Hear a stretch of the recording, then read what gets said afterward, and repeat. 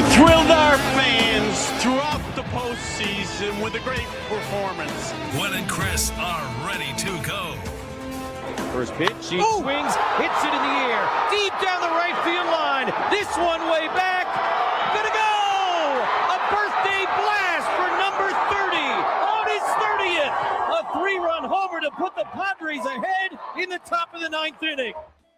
Tony couldn't help himself on that one. I don't blame him. Welcome into Gwynn and Chris, everybody. Yeah, there it is. You got to get that for later on. I'm going to. Yeah, when we say something good, you can just put that in there. Tony reacting, and I think everybody reacting very in a similar fashion as Gavin Sheets wins it for the Padres today in Denver. Welcome into Gwynn and Chris, everybody. Post-game edition. We got a bonus hour for you together here in the Bill Howe Studios, where we know how. Crisello along with Mr. Skraby there. Tony and the Padres. So we'll be flying high to Mexico City and arrive a little later on tonight. We'll hear from Tony on a full 4-hour show tomorrow, and he'll be down there with the Padres and getting set for the 2 games this weekend against the Arizona Diamondbacks. Padres able to stay even with the Dodgers in the National League West. Both teams winning today, both now with records of 17-8. I'm not big on math, but that's through 25 games. If you times that by 4, you'll get to 100 games. You'll be 68-32. That'll work. I'm going to trust your math on that. Thank you. This has been a pretty good first 25 games for the Padres, to be sure. I want to ask anyone out there, send it on the chat or whatever. And by the way, you can watch us on YouTube. Just search 97.3 The Fan or Gwynn and Chris SD. Thank you very much for reminding everybody of that. We welcome everybody driving home as well on the radio and tuning in. We appreciate that. How many of you out there, or does anybody buy themselves a birthday present? No, I don't. I don't even celebrate my birthday. Well, yeah, right. You don't even know it's your birthday. I honestly don't even remember when your birthday is. I know it's around the same time as my wife's because you start kind of celebrating, but you don't. I don't really make a thing out of it. I don't want anything. Yeah. I actually did a show with you and Coach one time, and it was your birthday, and you didn't tell us. I didn't say anything just because I don't like the attention. Yeah, well, you should like it a little bit, but I get where you're coming from. A lot of people are not big fans of their own birthdays. But I also think there are many people who love their birthday, and I think a lot of people do celebrate, with a little gift to themselves. I don't think there's anything wrong with that. No. Don't know that you can find a better one than a game-winning 3-run homer, though. It's pretty good to celebrate your 30th. You can't for Gavin gift Sheets. that. No, and it doesn't really cost anything. It costs nothing. No, you just get a good swing, and man, what a way to finish it off. Gavin Sheets is the hero. There's no question about it. But some really good at-bats prior to that to set it up. I mean, Manny goes the other way with 2 strikes. Bogey goes up the middle on the first pitch. Andujar fights through a tough count. And then, he's able to get the hit. What happened, right? Something happened just before he got that hit. Now I can't remember what it was. I'll get to it later because I have notes in a scorecard, which we'll do in the 5:30 segment, which will give. We got a lot to talk about with this game today. I've said this in the past. I don't know that anybody, agrees with me. A lot of people think, Coors Field baseball is kind of not real baseball, right? There's too many runs scored. The ball flies out. There's too much room for the ball to land. But are you honestly going to tell me that you didn't enjoy that game today? Coors Field does still produce some of the funnest games you get to see. I mean, I really, that's part of it. I never felt like they were out of that game today. And I got to be honest, even with Mason Miller going to the mound in the bottom of the 9th, I thought, he's going to give up a run sometime. Anything can happen. And if he's going to give up one, it would probably be the way the game was going today. So, I kind of like a good Coors Field game. Now, maybe if I had to see it every day, it might get like, okay, but. And my team was on the losing side. Right. If you're the Rockies annoyed. fans, you're probably tired of it. Hey, I got news for the Rockies fans. Your team's not bad. They lost today. They are 10-16. Last year, they got their 10th win when they already had 50 losses. So they're way ahead of where they were last year. But the Padres are going other places, obviously. And when you're when it's only April, and everybody can say all that. It's early, and we'll say that in August probably it's early. But when you're going to have a championship season, I always feel there has to be moments along the way.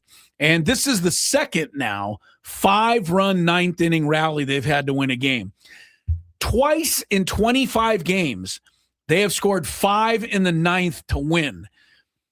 That may not happen for 5 years sometimes for a lot of teams. That is and the Padres weird. have done it twice in 25 games. This is another one, and there was a lot that went into it today and a lot of different heroes. Now, I do want to say, with all of the glory of today's game, the one thing I think we all still want to see, we didn't really see today, and that is the bats exploding from Fernando, Jackson Merrill, and Manny Machado. Manny had a couple of singles. Okay. Fernando had an infield single. Hell of a play by Tovar, by the way, on that one. Almost threw him out. Jackson Merrill struck out 3 times. The 3 of them today struck out 7 times combined. And again, there's no slug at all. I mean, Manny Machado, there's no fooling here. His last extra base hit was April 1st. I'm talking about Manny Machado. Was that the home run? I don't really honestly remember what it was, but it was April 1st. It was the first day of this month. We're now coming up on April 24th. Tomorrow is an off day, 25th.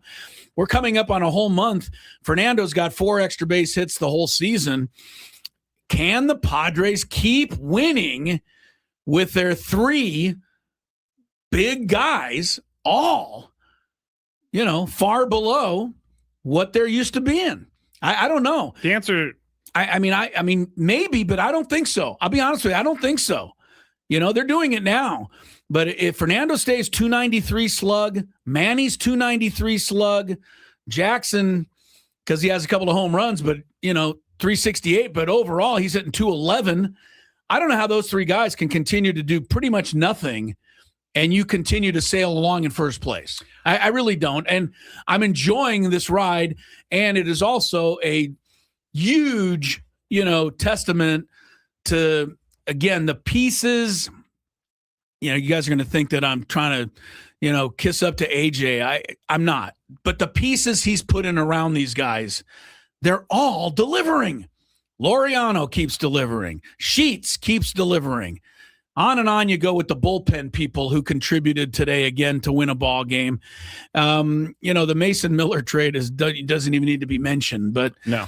By the way, it was first time this year that he hasn't recorded a strikeout in getting a save. But I don't think he cared.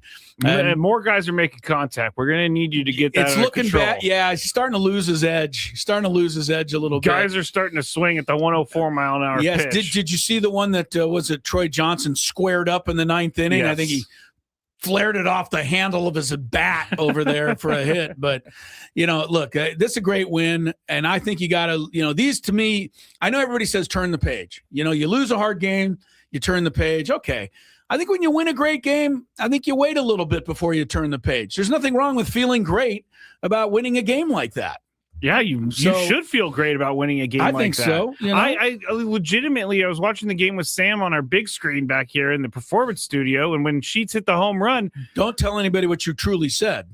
I won't, but I went, holy bleep, and then I got it. I was like, oh, wait, it's holy Sheets. Yes, it's supposed to be holy Sheets. You somehow. But I literally You did not say that. You did not say that. I'm going to be honest. This is an unbelievable thing to admit. But with the tying run at second base and the go-ahead run at first base and nobody out, and knowing that if I get the lead, I got Mason Miller. Yep.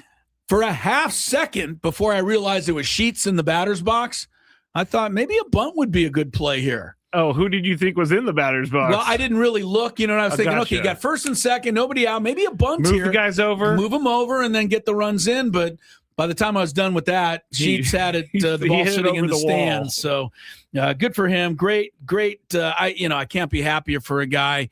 There's so many guys on this team that are easy to like, and he's definitely one of them. Yeah, I don't think you're unfair with saying the things about Manny and Fernando and Jackson Merrill. Jackson Merrill has struck out a ton in the last week. Fernando did not look right today. He hasn't looked really right all year. No. Manny, they're not – you're right. they are not going to be able to continue this pace unless a couple of those guys start hitting.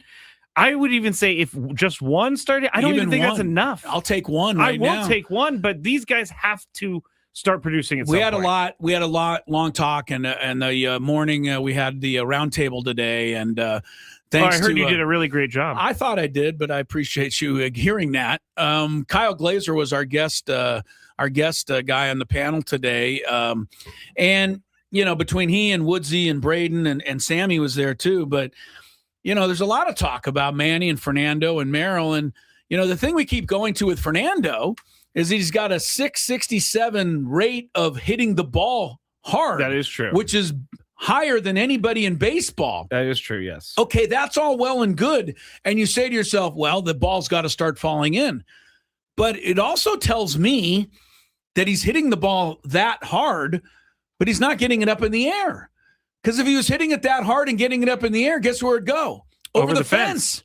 And he doesn't have any home runs. So, I still have my concerns on Fernando at the plate. Manny, 195 is not him. I like getting a couple of hits today. 195 is not him. That's not even close. No. And I mean, 2 line drives the other way. And I'm sure people are going to say he's taking good at bats. He did have a nice hit in the 9th to yes, keep he it did. going. I know. And Merrill drew the walk to start the rally, although I think I would have walked on those 4 pitches. They weren't anywhere close. To me, though, and this is what Woodsy said, and I'm going to go back and agree with him. Bottom line is it's a results-based business, and nobody really cares how hard you're hitting the ball if you're not producing. Now, in April, you can get away with it, but you can't get away with it into May, into June, into July. No. These 3 guys are going to have to start doing some of the heavy lifting. And, in the meantime, give a lot of credit to these other guys. Andujar had 3 RBIs. Sheets had the home run. Laureano had, 3 hits, couple of RBIs. I mean, those are the guys that are doing it. Xander, I should mention Xander because he continues to swing it well. Yeah. And, but, that's a great win.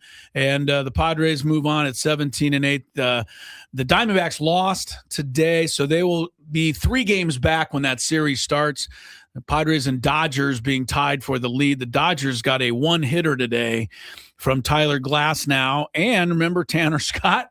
He finished up a 3-0 win over the Gigantes today.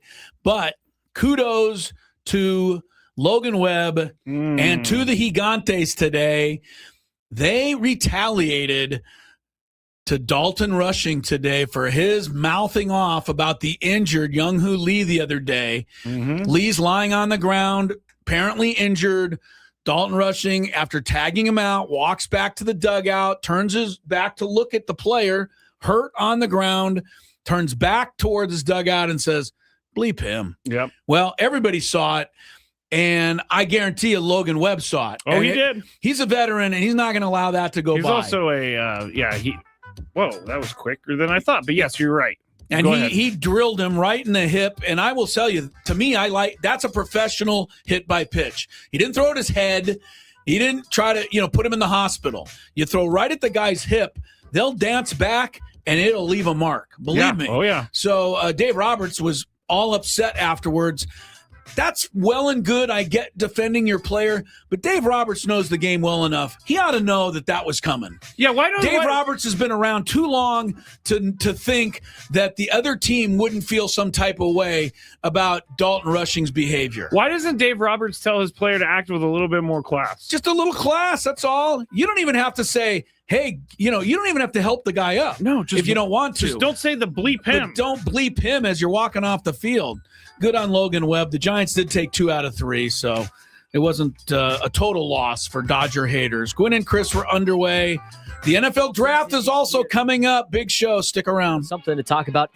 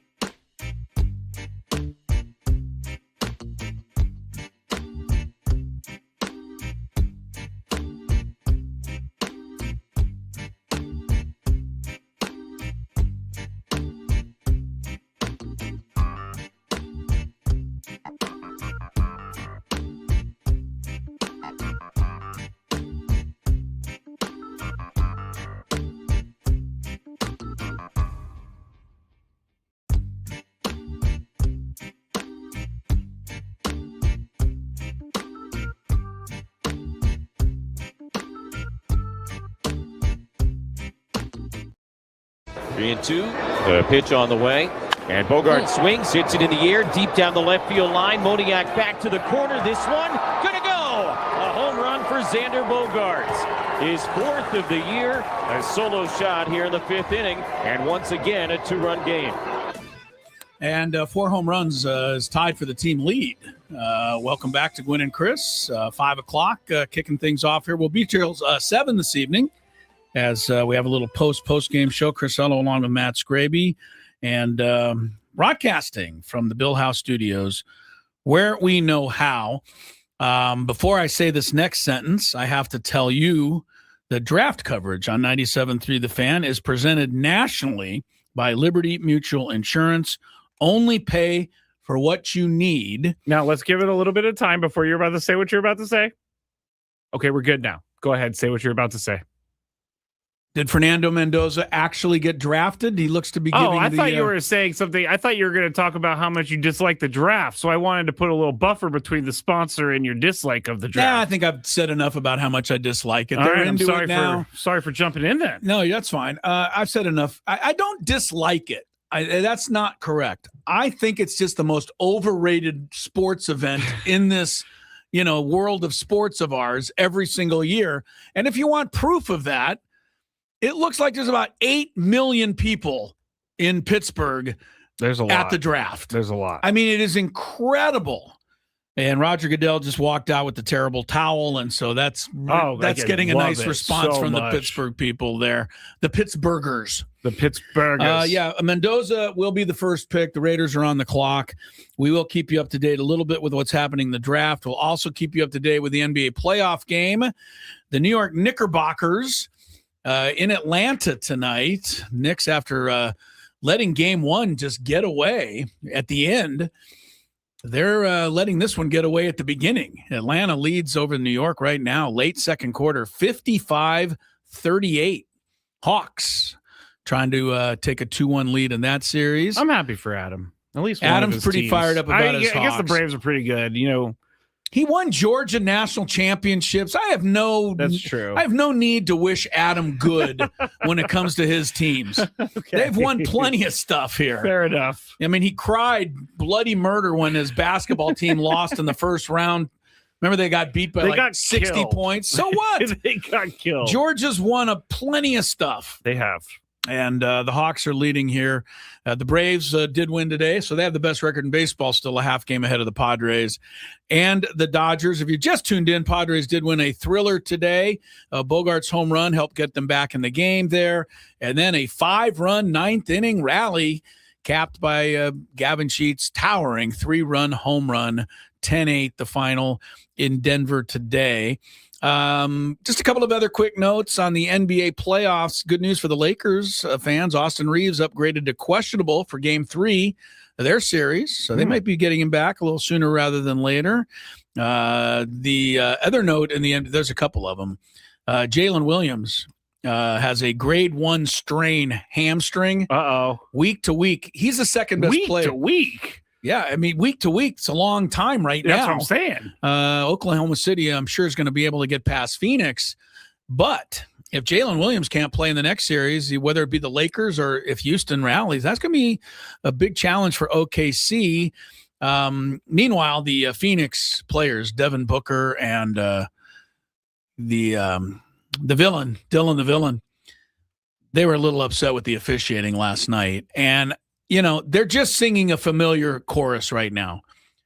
Shai Gilgeous-Alexander gets put on the free throw line every time you go near him. And that is the complaint. They're not the only ones. Everybody complains about it. It doesn't change. But Devin Booker's anger last night, I think, was fair. And he also called out the referee by name. He did. He got bumped. He's dribbling near the sideline. He got bumped into the stands.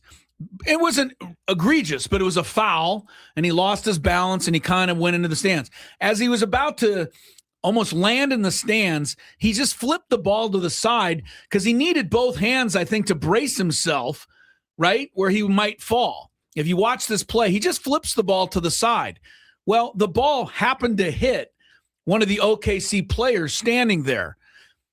the referees were not going to call anything until Alex Caruso, a player on the Thunder, went over and started saying, hey, that should be a technical foul. He threw the ball at him. And the official said, you know what, Alex? Technical foul. Devin Booker. Devin Booker could not believe it. That is kind of crazy. And I'll be honest with you, terrible call. And, Oklahoma City, I'm going to say this because I know some people that are big OKC fans, and I'm sure they're probably not thrilled that I keep, not looking at what they're accomplishing. But all of this stuff that's happening with the fouls and all the controversy is taking away from their greatness. People are not giving the team any credit for winning games. They think that the league is, winning them for them. And that might be stupid and overstated, but it's not a good look. It really is. And I know that I can have Tony on tomorrow and we can talk about this, and Tony will say, I don't know about that. I'll be interested to see how Tony reacts if the Lakers play OKC in the second round. That is a good point. Because then all of a sudden he'll be the team getting, jobbed on some of these and calls. Guess what? He's going to be annoyed. He would not be happy. So if it's happening to your team, you don't like it. Phoenix can't beat OKC no matter what.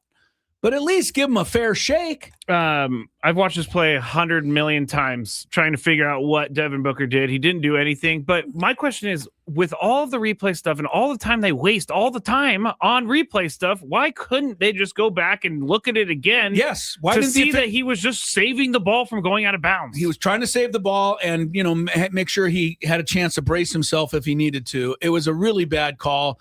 And the NBA should just be better than that. I mean, I'm sorry. I'm a high school official. I don't think I would have blown that call like that. Don't worry. They'll send out a tweet saying they made a mistake. Yes, they will. Everything will be fine. They will. You're at 100% right. One last NBA thing, and then we'll get off of it. Joel Embiid. This is Joel Embiid. He's been upgraded to doubtful for Game 3. Wow, okay. So he's gone from out to doubtful. Hey, Joel, get in the game. You're a basketball player. Seems to me that he takes every possible, precaution. It seems to like make the sure that he Sixers doesn't play. It's what was it? Started with Ben Simmons, and, yeah, and Markelle Fultz. Yeah, I don't know. Anyway, that's that series. Okay, to the baseball. Not only the Padres win today, we mentioned the Dodgers with the 3-0 shutout over the Giants. The Phillies got pummeled again. Not pummeled. They lost actually in walk-off fashion, but for them it's a pummeling because they've lost 9 in a row. Schwarber says, hey, we got to keep at it. Harper says, hey, we got to keep at it. Guess what? I'm not reporting this. I'm just telling you this. Rob Thompson isn't going to make it. Not if they keep doing this. The owner of the Phillies does not have any patience at all. And 9 losses in a row, plus the worst run differential in baseball. I don't see that guy lasting for very long there. Mets did snap their 12-game losing streak last night, but Francisco Lindor gets injured in the game. He is out for, quote, quite a bit. Yes, that's not good. Whatever that means. So he's out for a while. Mets trying to keep it going. They're beating the Twins tonight 6-1 in the second inning. So a good start for the Mets tonight. Yankees are looking to sweep Boston 4-2, top of 8. And the Yankees are winning that one there. But back to the Padres. Real quick, did you see O'Neal Cruz hit the top of the foul pole yesterday? Like, what are the odds of that? I'm surprised the umps got that right. The way things are going. That's foul. If you didn't see it, O'Neal Cruz hit a monster shot down the right field line, and it bounced off the top of the foul pole. I've never seen that. Look, we can criticize O'Neal Cruz all we want, and allow me to do so. Okay. He's a lazy bum of a player. But when it comes to absolute God-given skill, he's got it. This guy's right near the top of the list. Yes. It was 117 miles off the bat, the hardest hit homer anywhere this season. Wow. And you're right, Skraby. It was not just deep down the right field line. It was high enough to land on the foul pole. It literally as it was landed coming on the down. foul pole. An absolute monster shot. Yeah. Last night by O'Neal Cruz. Just wanted to fit that in real quick. Yeah, no, that's good. One other one that now that you mentioned, J.R. Ritchie, young pitcher for the Braves, made his major league debut today. First pitch to James Wood, home run. First pitch. I was watching that live. I didn't realize it was his first pitch of his career. But give him credit, man. He didn't give up anything else and came back. Braves, of course, end up winning the game 7-2, and he got a win. So good for him. Yeah, that's a good start to your career and something you'll be able to tell at the dinner table at Thanksgiving for years and years. Absolutely. You think you had a bad day? You think you had a bad first day at work? Yeah, let me tell you about the first pitch I ever threw in Major League Baseball. But the Padres 17-8. And yeah, I'll tell you another thing. We talked about this yesterday, Skraby. They don't have any good statistics in average, on base, slugging, OPS, runs scored. But you know where they do have good statistics? Late and close. Remember we mentioned we talked about this yesterday. And you looked it up and said this is what anything in the seventh inning on when you have a chance to tie or win the game is a late close at bat. Yes. Padres went 4 for 4 on late close in the ninth inning today. This is what they do well. And they are now, let me make this official here.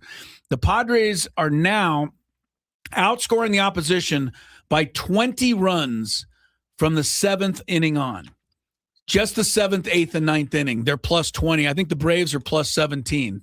So the Padres are the best in baseball at that. And that's why they're 17-8. They're not doing it because they're just rolling out and running over people, you know. I need to remember these stats because, like, the first part, the first 6-7 innings of the game, I was just like, man, yes, right. This is brutal. They can't hit. Fernando striking out. Jackson. Yeah. I need to remember that they're the best late and close team in baseball right now. They are by far the best late and close team in baseball. And, of course, one of the reasons they are is because they get clutch hits. The other reason is Jason Adams shuts you out in the eighth, and Mason Miller shuts you out in the ninth. That's very and that true, helps too. You win the late and close battle. Yeah. When you have a guy like Mason Miller, you have a guy like Jason, you have a guy like Adrian Morejon, it's really tough. Yeah, which, by the way, give your guy Mickey Moniak credit. Not too many lefties can take Adrian Morejon out of the ballpark. Mickey Moniak is starting to become a pretty good baseball player. We're going to talk about him and everything else that happened in the game today in our notes on a scorecard. It comes up at the bottom of the hour. Meantime, we take a quick timeout, and the pick is in. The Raiders officially make it Fernando Mendoza of Indiana, the number one pick in the NFL draft. Gwynn and Chris continues. It's never.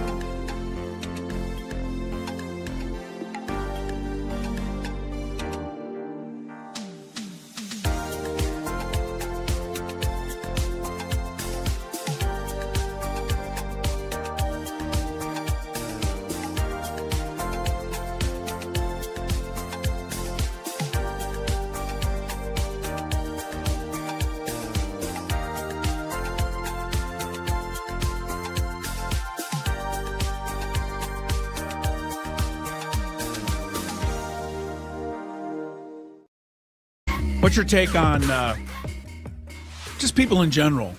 Walking around indoors just people in general walking around indoors with sunglasses on. I'm not a fan. Does it mean anything to you? No, but in this case, I understand You're okay why with they're it in doing the NFL draft? Yeah, I think I understand it. If they were doing this, they're walking to like a movie theater, I'd be a little annoyed by it. The second pick of the NFL draft is in. And stop the presses. Mel Kiper is 2 for 2. I am keeping track. Mel might want a career in this draft thing. The pick by the Jets, Jets, Jets. David Bailey, outside linebacker, Texas edge. Tech. He's an edge. It says a new OLB on this. Well, on the TV it said edge, so I guess he's probably right. I think he'll lined up out there, and the idea will be for him to get to the quarterback. David Bailey from Texas Tech is now a Jet. This isn't your fault, David Bailey. It really isn't. You didn't ask for this. But I just know it's not going to work out for you. Because he's on the Jets? You're on the Jets. It's just... Defensive Jets are It's going to okay. fail. Sauce Gardner wasn't even a good pick when it turned out. Well, I mean, he ended up winning Defensive Player of the Year or Rookie of the Year. Well, it didn't pan out much after that. I don't know. David Bailey, somehow the Jets will box up your career. But congrats, you are now in the National Football League. Fernando Mendoza was, of course, the first choice. We'll keep you apprised of that as we move along here towards a Notes on a Scorecard coming up at 5:30.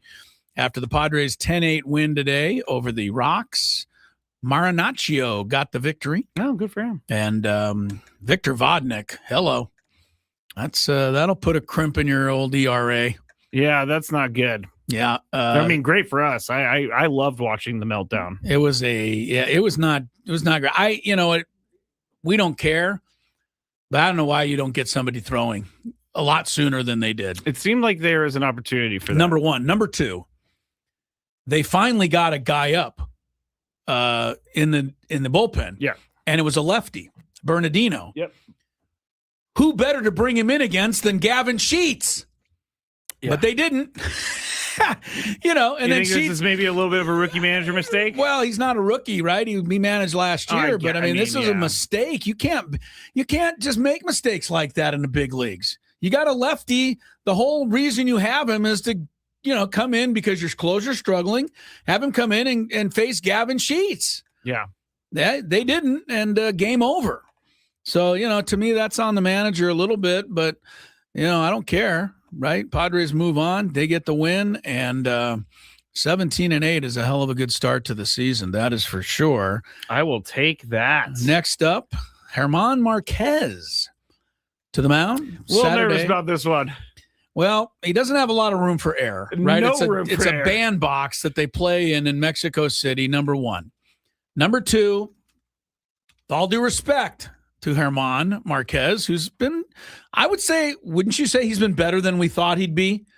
Without putting him in the Hall of Fame, but he's been better than we thought, hasn't he? He's had more good games than I thought he would at this point. Okay, I mean, the first one was not very good, but since then, I think he's been He had a clunker against the Rockies at home, but then he came back and he pitched well against the Angels.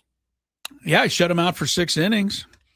I don't know. German Marquez has been he's got 4 starts. He's got a 2-1 record and a 3.86 ERA. That's doable for your number 5 starter. Does seem doable. So, but he'll have his work cut out for him against Arizona Saturday because German does give up the long fly ball. And in that ballpark, those won't be coming back. I'm trying to find the box score of that first game. Oh, when he the first game. I'm sorry, the first time they went to Mexico City a few years ago. It was in 2023. Yeah, Nelson Cruz hit a couple of. Everybody went deep in that game.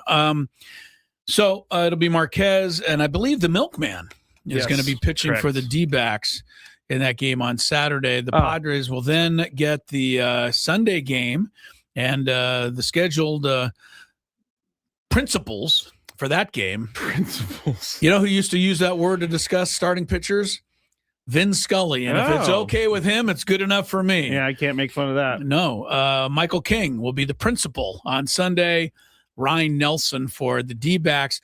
And then it's a little bit of a tricky turnaround because you don't get a day off, right? You're coming right back Sunday night, and Monday night, you're going to open up a 3-game series against the don't look now, but they've won 9 in a row, Chicago Cubs. I didn't realize they won 9 in a row. 9 in a row. It seems like every single team that the Padres Comes play in as are playing coming well. off of like a crazy hot streak. Well, it doesn't hurt to play the Phillies and the Mets recently, which is what the Cubs have been doing. And the Cubs are the reason that those teams have losing streaks right now. True. But Chicago's coming in Monday, Tuesday, Wednesday. I think that'll be a good series, right? Yeah. A little payback maybe for the playoffs if we want to look at it that way. I do. I think you will, and I think some fans will. Honestly, if you sweep the Cubs, did you really make up for losing in the playoffs? No.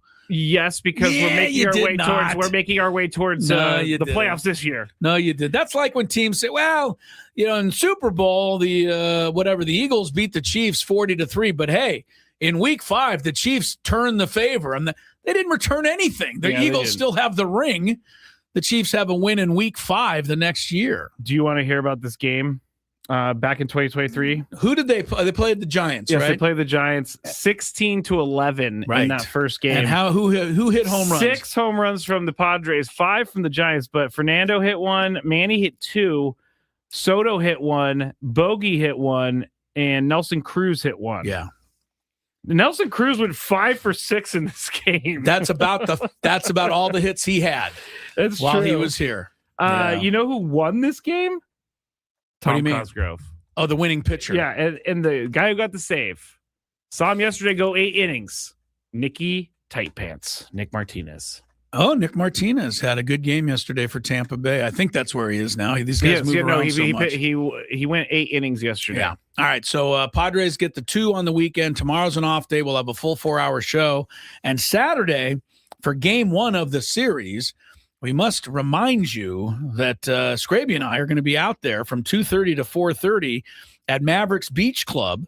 It's in Pacific Beach. We're going to be watching the game, San Diego, Arizona, the Mexico City Series, presented by South Norte Tequila Cocktails. Mavericks will feature deals on South Norte's premium tequila cocktails while you take in the ball game. Come hang out with us. Skraby and I will have some Padre tickets to give away. I think we have a Luis Campusano signed baseball. It's a great time for us to have that baseball. By the way, I'll say in a minute. Okay. I got to finish this. Made with real tequila, real juice. That is South Norte's premium tequila. Come on out. Grab yourself some of that. Grab yourself some fun and watch the ball game with us on Saturday.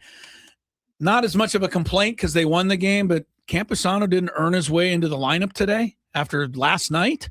Did he took 3 for 4 with a homer and a double and I don't know. I think I might come back with him. I don't know this, but he did get hit in the head by a bunch of foul balls last night. That might have had something to do with it. Also, they don't like to normally go catchers day game after night game, but I just thought if ever he was going to get to play, back to back, today would have been the day. But it didn't matter, right? Padres win 10-8. All right, we got notes on a scorecard coming up. It is going to take you through a litany of everything that happened today in the Padres Rockies game. He's over. It's over. Well, your streak. Yeah, you also pointed it to. I was for you. I was. You did that. Jeremiah Love of Notre Dame. Was he just drafted? Yes. Okay, so Tennessee picked him? No, Arizona. Oh, no, I'm sorry. Arizona picked him with the 3rd pick. And Mel Kiper had Arizona taking Arvel Reese. Okay, so that's the end of Mel Kiper's streak. But the reason you pointed is because last night I said, they show these highlights of these guys like it really means something to me, the viewer. And I said, how many times do you think they'll show that touchdown run he had against Indiana? They just showed it from a couple years ago. Yeah. The Notre Dame RB Love goes to the Cardinals. Bet you we see that another 100 times between season. now and then. Yeah, no, I think it's a good pick by the Cardinals. I mean, I do too. What was it? Old number 6 there. Oh, James Conner. Yeah, he got hurt. He did. He didn't play much last year. They were down to older. They were down to like 2nd, 3rd string guys. Yeah. And now, you get that. Didn't they get a new quarterback yet? Or they didn't get a quarterback? I thought the Cardinals got Kyler Murray's not there. He's not. No, he's with the Vikings. Oh no, Is he with the Vikings? I'm really bad. He's elsewhere. Kyler Murray. Let me just type. We're in baseball mode, can't you tell? We really are. But we're trying. He is Minnesota Vikings. Okay, very good. We'll find out who the Cardinal quarterback is. if we can during the break. That's not always readily available information. It says Cole Payton, a quarterback from North Dakota State. That's not who they're counting on. Gwynn and Chris back with notes on a scorecard. Here's my wife's grocery list. It's filled up. Coming up. Ben and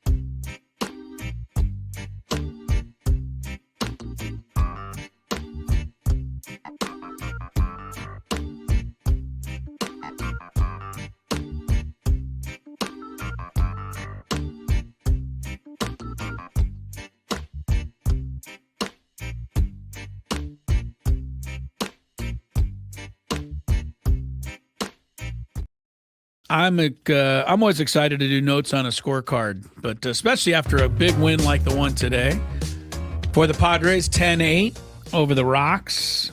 If you're just joining us, sit back, relax, and enjoy a recap of one of the really fun games so far of the 2026. I think this is the first time I've actually said that. Really? Yeah, I was about to say 2025.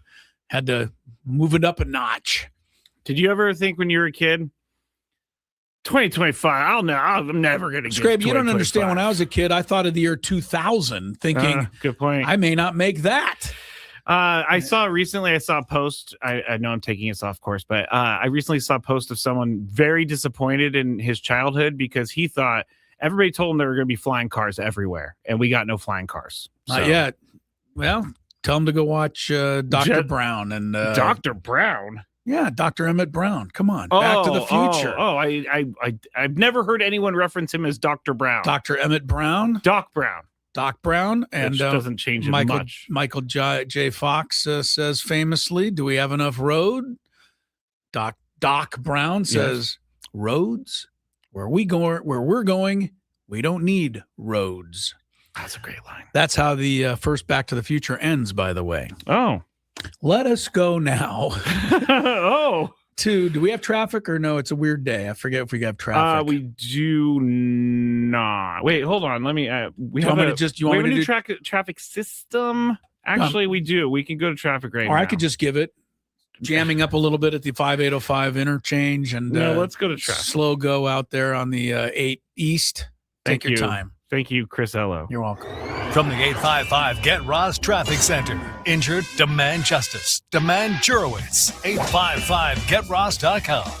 Big delays on the eastbound 8, solid from the 15 past Fletcher Parkway, where a major crash is tying up 3 lanes. Southbound I-25, slow and go approaching the 8 with a crash there blocking lanes. Traffic report brought to you by San Diego Law Firm, fighting for your sexual harassment rights at SDLF.com. You spoke up, and suddenly your schedule changed. Your hours got cut, or the pressure got worse. That's not okay. At San Diego Law Firm, we focus on sexual harassment cases. We're here to stand up for you. Contact us at SDLF.com. SDLF.com.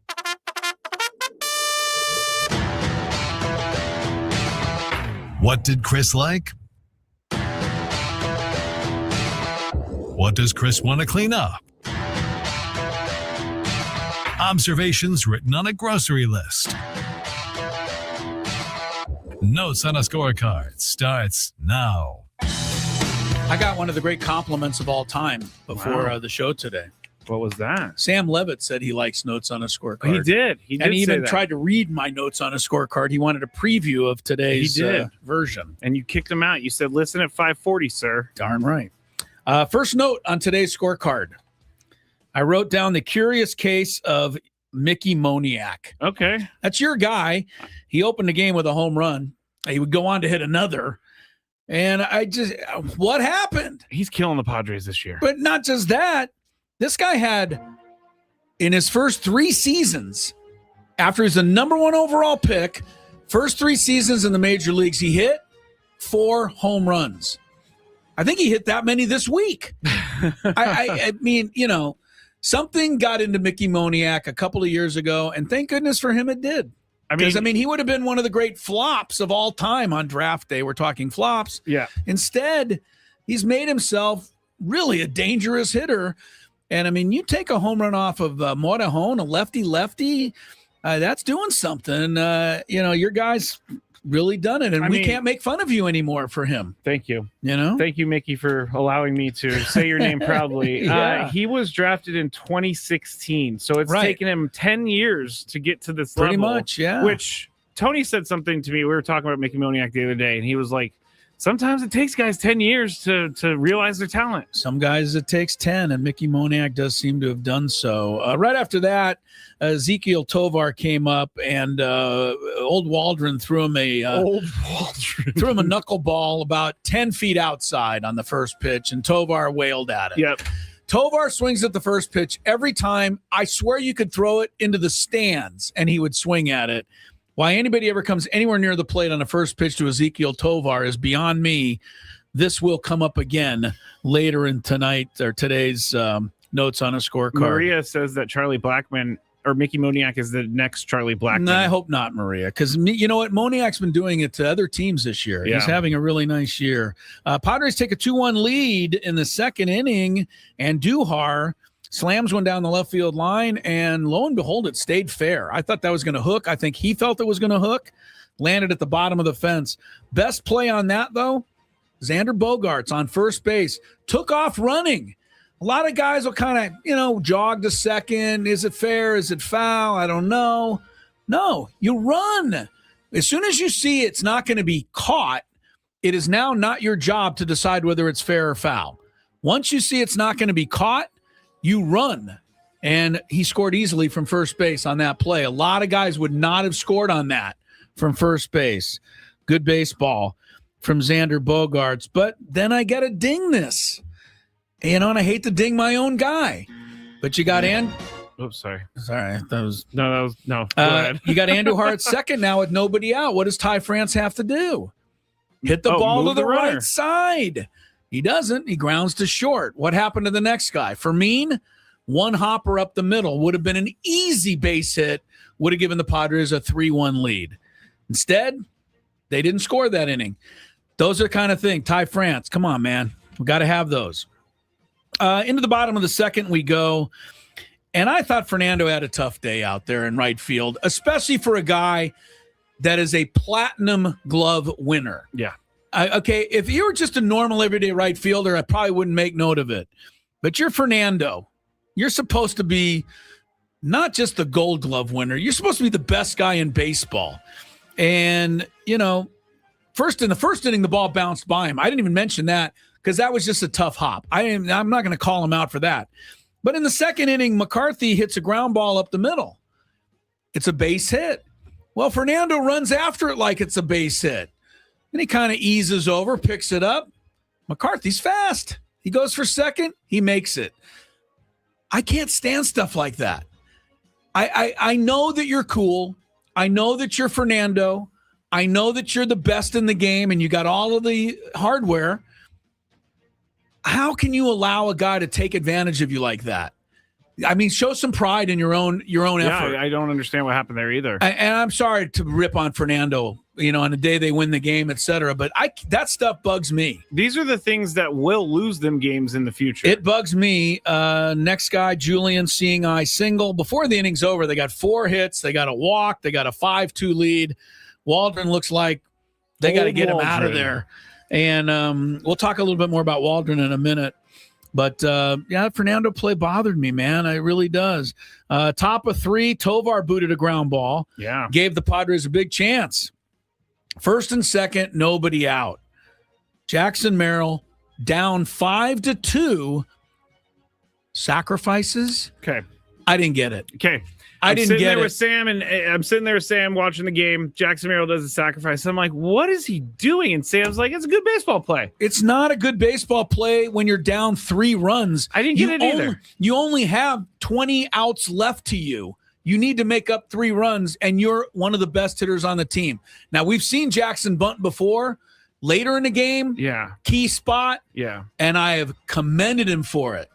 This was not good timing for that bunt. I did not like that play at all. I wonder how much of it is he's just not swinging it well. And he's maybe and he just wanted to contribute. Maybe that's part of it. I don't know. It was just a bad play, and then it got worse because Manny bounced back to the mound, and they ended up not scoring at all in that inning. You know what I will say about the Padres? They have the market on hitting weak dribblers back to the pitcher. Especially with runners on third and less than 2 outs. Yeah. Top of the 4th, hard shot by Ty France down the line. Just a note here, good play by Kyle. Was it Kyle Karros? Yep, Kyle Karros. Really good play. Backhanded it. Not Manny Machado yet, but keep an eye on this guy. He may win a Gold Glove someday. He made some really good plays in this series down at third base. His bat is way behind his glove, but he can field it over there. So I always like good guys who can make some good plays. Before the inning's over, Jake hits a flare single. Thank the Lord. And he was so happy, and he'll take it. He doesn't care how much I love a good baseball player that doesn't care how that hit comes. Not at that point, no. And then, time for them to make another mistake. McCarthy makes a really dumb play. Instead of just letting Laureano's line drive land for a single, turns it into a triple by boxing that up. Padres, take full advantage. Laureano gets credit for a triple, his second of the year, 5-3 ball game. They could have got closer, but the inning ends because Fernando swings at a ball that is 9 feet outside, curving away from him. Yeah. That is the bad Fernando. That's when Fernando's going bad, when he's swinging at that. Yeah. I mean, it was nowhere near. Bottom of the fourth, it's still kind of a struggle here for Waldron. And I hate to say it, I'm going to pick on Fernando again. And this is not my goal, by the way. But I watch the game just like you do. Julian hits a line shot into the right field corner. Fernando's playing way in right center. This was probably going to be a triple no matter what. Fernando races over. He gets it. He turns around. And you watch it, if you think I'm wrong, just a kind of a half throw into Jake Cronenworth, the cutoff guy. What are you doing? Throw the ball. Maybe Julian trips or slips or something.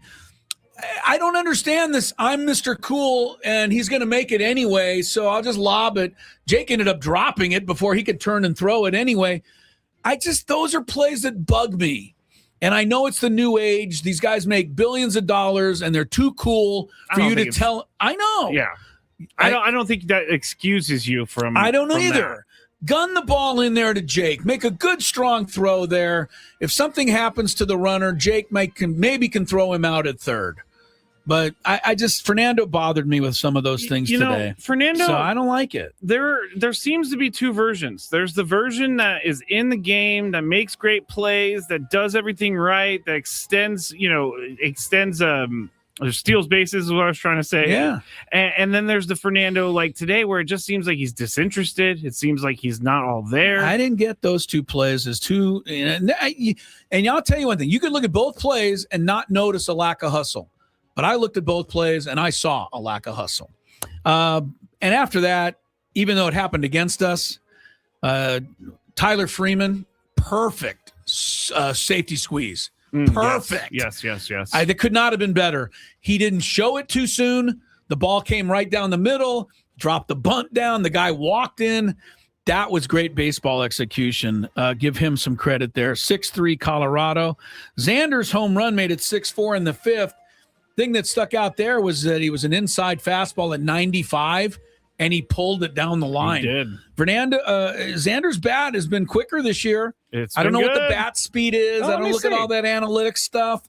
But to me, I see an inside fastball, and I see him, get, on top of it and just crush it down the line. He's Always hit good some to pretty see. Important.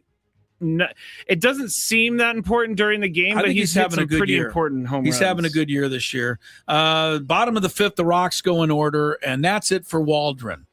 He goes out of the game trailing 6-4, and I can hear most of you saying, "Now this was it for Waldron." He got lit up. They hit him all over the ballpark. His knuckleball was stunk. All of those things are true. But you know what else is also true? He fought through those 5 innings and kept them in the game. They were only losing 6-4 when he went out, and he gave them 5 innings. That allowed for the whole bullpen to not be wiped out going into the Mexico City series. Yes. Give Waldron a little credit there. I know I'm not going to make him the player of the game, but the fact that he fought through 5, I thought was good. Pretty I good. give him credit for that. Laureano challenges a strikeout in the top of the 6th. Fine. But that's their last challenge. It's going to cost them. And it wasn't even close. It really wasn't. I think he just was like... It's easy for me to say that. It was emotional. He's like, no, I didn't strike out. I feel like a lot of guys sometimes do that. Yeah, yes, you did. They can't keep blowing their challenges earlier in that. No. It didn't cost them today, but don't like that. Moniak hits the second of the game in the bottom of the 6th. Again, we talked about Mortajón. Slider, inside, not out. But I watched enough games in Coors Field. If you hit a fly ball toward that bullpen in right center, there is a tornado of wind that carries balls out. Okay, I do see a lot of balls go that way. A million. I've seen it for how many years has that park been going, right? 30. 30 years. You get the ball up in that draft, goodbye. And so, Moniak's hitting it, but that's kind of the jet stream out there. Bottom of the 7th inning, nothing really major, but Tyler Freeman doubled, and then Johnston came up. And again, what do you need to do there? Hit the ball to the right side, get the man to third. Well, guess what? He hit it to the right side, but he got a hit. And so he scored the run. Bonus, but it's still good baseball. The Rockies played some good baseball, and that's why they led 8-4 into the top of the 8th. Gavin Sheets leads off the top of the 8th. This is a pet peeve of mine. He grounds to first base. The pitcher is standing on the mound. He doesn't go cover. Oh. And I think it was Rumfield, TJ Rumfield. Yeah. He has to pick it up and sprint to the bag to get there and get the out. They practice covering first base when you're in Little League. It amazes me how many pitchers don't go cover first base on ground balls. You know what? I covered first base on so many ground balls, Skraby, that when I see one on TV, I usually get off the couch and run over. It is. It's built into me. Yeah, you don't see that very often unless it's Garrett Cole in the World Series or this guy. That's right. It cost Garrett Cole a World Series, didn't it? It did. I mean, you can say, that's not a big deal. Well, ask Garrett Cole if it's a big deal. All right, into the bottom of the 8th. Jake got another hit there. Ended up going 2 for 3, and then Laureano walks. Did you see the 2-2 pitch to Laureano in the 8th inning? Yes. It was right at his head, and I think the ball somehow changed direction to miss him. It did. I thought this was going to hit him right in the face. Me too. Wow. That was scary. Their reflexes are incredible. But it didn't even look like he had time to move at all. It just looked like the ball missed him. He hung in there so long. That was scary. Bases loaded. You get the tying run up. It's Fernando. It's the 8th inning. You're thinking one thing. It's Coors Field. Come on, it's your first home run of the year. Today is the anniversary of his dad's 2 grand slams in L.A. It all makes sense. The storybook ending. Vodnik blows him out of there. Not even close. And when everybody else is hitting Vodnik and into the putting it in play, and he just can't do it. Bottom of the 8th inning, Edouard Julien hit into the 5-6-3 double play. See, so crazy, I forgot I wrote it down wrong. Ground ball to Manny. Bogarts is pulled over, so he covers second, throws to first. A 5-6-3 double play is not uncommon now with the shifting. But way back in the day, I guarantee you, Ron Say never threw a double play ball to Billy Russell, the shortstop, and on to Garvey. There was no such thing as ever a 6-5-3 double play. Happens kind of often now. Moniak got another hit, his 4th of the day. And now we go to the top of the 9th. And, I'll let you play it at the end, and we talked about the 9th, but the first batter was Jackson Merrill. That's terrible pitching. All right. Good for Jackson, but you have a 3-run lead and you throw 4 pitches that are nowhere near the strike zone. Put it on a platter. If he hits a home run, you're still ahead by 2 runs. You at least get Make him hit the ball. Yeah. That's just dumb baseball. And even though it's in our favor, I don't care to see dumb baseball. He didn't even take advantage of the given 3-0 down the middle pitch. No, he missed that by 20 feet. So Merrill gets that. And then I just thought great at bats. Manny singles the other way. Bogey singles. Andujar singles the other way. These are 3 for 3 late close situations. And then up comes the birthday boy and makes a hell of a highlight. First pitch, he swings, hits it in the air, deep down the right field line. This one way back, gonna go! There we go. There you go. Gavin turns it around 10-8. Yeah, there's Tony with the jolt. As we go to break, I'll finish with the bottom of the 9th. Miller. Do we need to talk about it? Because we do today because he gave up a hit for the third time this year. Tovar came up, and what happened? Miller threw it 20 feet outside, and Tovar swung at it anyway. I don't get it. Why doesn't somebody tell this guy, hey, Tovar, stop swinging at the first pitch it's like every a time? Reflex or something. If I know it, don't you think they should know it? Yes. Next pitch, he grounds into the double play. Game over. Padres win. Miller gets the save, but no strikeouts today for the first time all year. There's your notes on a scorecard. That was a good addition today, I thought. That was a lot. A lot happened today. A lot happened today. More Gwynn and Chris coming up. A bonus hour until 7 on 97.3 The Fan.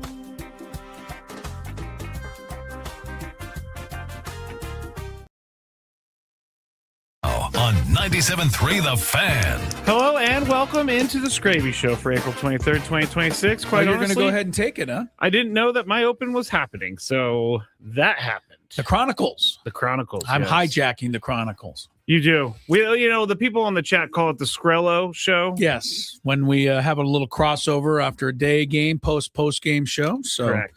We'll both host this final hour, bonus hour of Gwynn and Chris, or Skraby Chronicles, or the Skrello. Whatever you like. I think, yeah. Call it whatever you want. Whatever you like. It's a free country. Last I checked.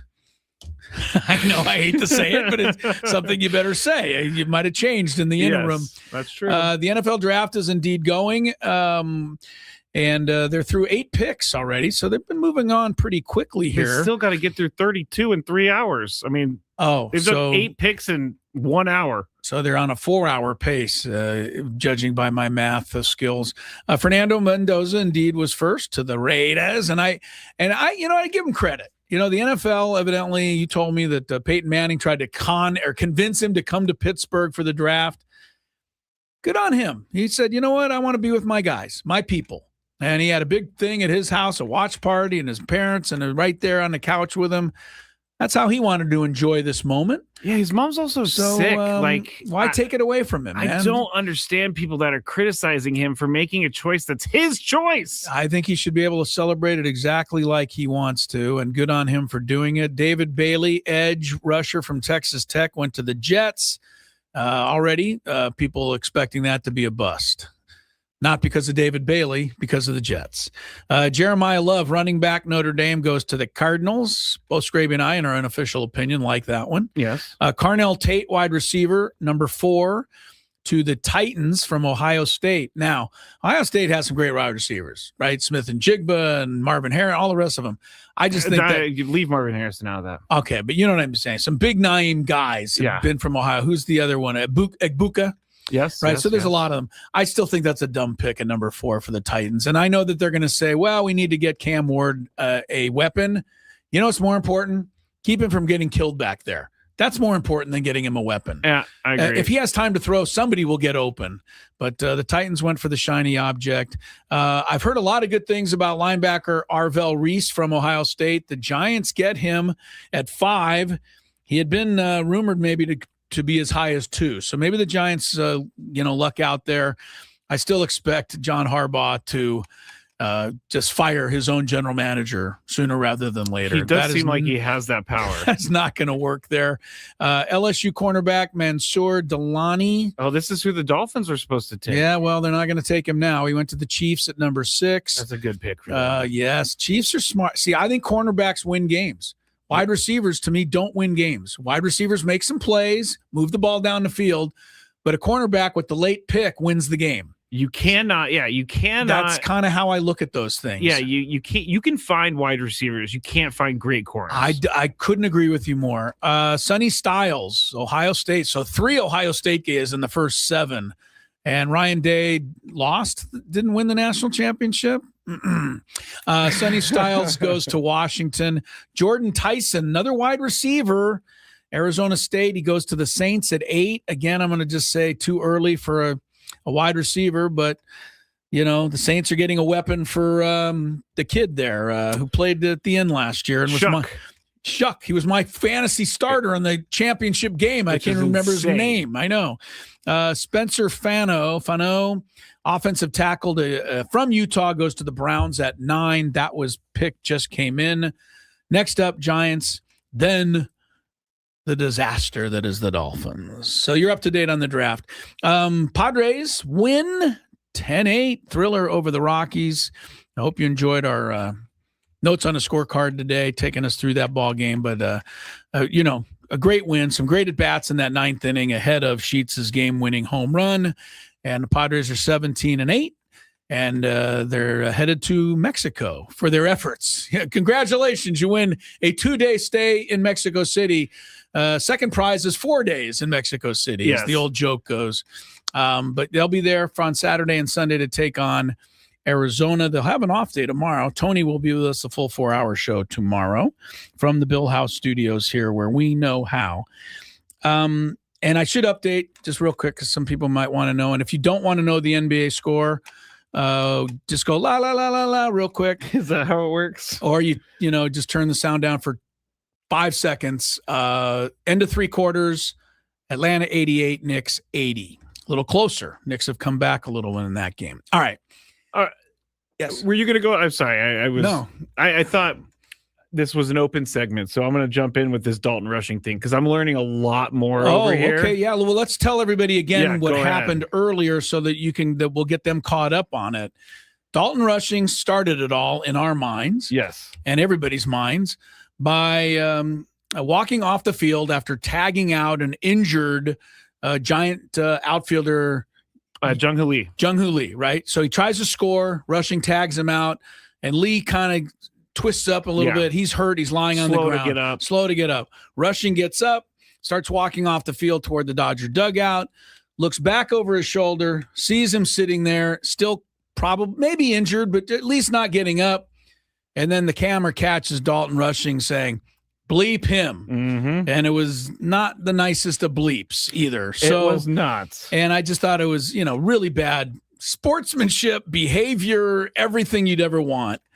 Anyway, today the Giants retaliated, and Logan Webb just drilled rushing with a pitch right in the hip. It wasn't in the hip. Oh, where'd it get him? Right in the ribs. Well, that's fine. That was fine with me. As long as you're not throwing at the head. See, this is what I try to say when brushing guys back, moving them off the plate, sending a message is part of the game. What I don't think is part of the game is lining up at a guy's head. Yeah. But if you're going to, where Webb threw it down by the hip, as it turned out the ribs, that sends the same message and, doesn't endanger the guy's life. So, I think the Giants had every right to do what they did. Well, Dalton rushing also did something today that was really egregious. Even more again. He slid in the second trying to break up a double play, but he tried to take out the player. He tried to take out the player, and the umpire had to come over and be like, "Go over there." But here is what Logan Webb said after the game, and I think it's amazing. All right, probably not even shouldn't ask, but rushing yesterday talked about the whole thing with Jung-Hoo and what it looked like he said when Jung-Hoo was hurt. And then even today, obviously, it didn't really look like there was any intent. What would you say about hitting rushing? What thing with Jung-Hoo? He was on video. It looked like he was saying kind of something disparaging when Jung-Hoo was hurt. Oh, I didn't see that. He has the greatest smug look on his face. Logan Webb. When he's all saying right, that. Logan. So you know what? For a day, I'm going to be a big Logan Webb fan. Well, yeah. What happened with Jung-Hoo? I mean, the funny thing is, that's my phone. I'm watching the end of the NBA game because it's on Prime Video and we can't get it in the studio. That is true. But yeah, no. These guys are funny sometimes. Because I'll be honest with you, the Pope knows what happened to Jung-Hoo Lee the other night. You know what I'm saying? He does. Right? Pete Hegseth has it on his mind. But Logan Webb, his teammate, didn't know what was going on. Yeah, K-Laws makes a great point in the chat. If Manny did what Dalton Rushing did, the world would lose its mind. Absolutely. They would call him a dirty player. They would call him other things. I'll be honest with you, if Manny did something like that and got hit 2 games later, I would understand it. Yeah.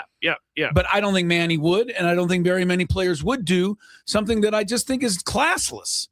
You know what I'm saying? Yeah, it wasn't it just wasn't a nice thing to do, even in a non-game situation. But you gained nothing. All you did was piss off the other team. But all you did was look like a jerk. That too. I mean, it doesn't seem like he really cares about that. But you know what, he should. The slide in the second base is egregious. You know something, Dalton rushing. Yeah. I think you should care a little bit. You're a young player. You're making your way into the game. Have a little respect for the game. That's long lost. Good try, Chris. I mean, Dave Roberts is in charge of that team, Chris. Well, you know what? I'm going to lose a little support here, but I will stick up for Dave because I do think he has genuine respect for the game. The one thing that Dave Roberts, though, seems to value over all others, all over everything else, is that his Dodgers are not to be messed with in any way. So I think he takes that too far. sticking up for his team. Yeah, but I don't think Dave Roberts. I think if you held him down, and put a match to his eyebrow or something and said, Dave, be honest. Well, I was going to say something else, but I think that was nice. That's fine. I think Dave Roberts would tell you straight up, man. He understands why Dalton Rushing was thrown out today. He's not going to, but he's not going to come out and say it. So he always wants to protect his team. I get what he's doing, but sometimes it makes him look bad. It does. But totally I do like Dave Roberts. And I'm sorry, I do. Maybe it's because I, got a little chance to get to know him before he became manager of the Dodgers.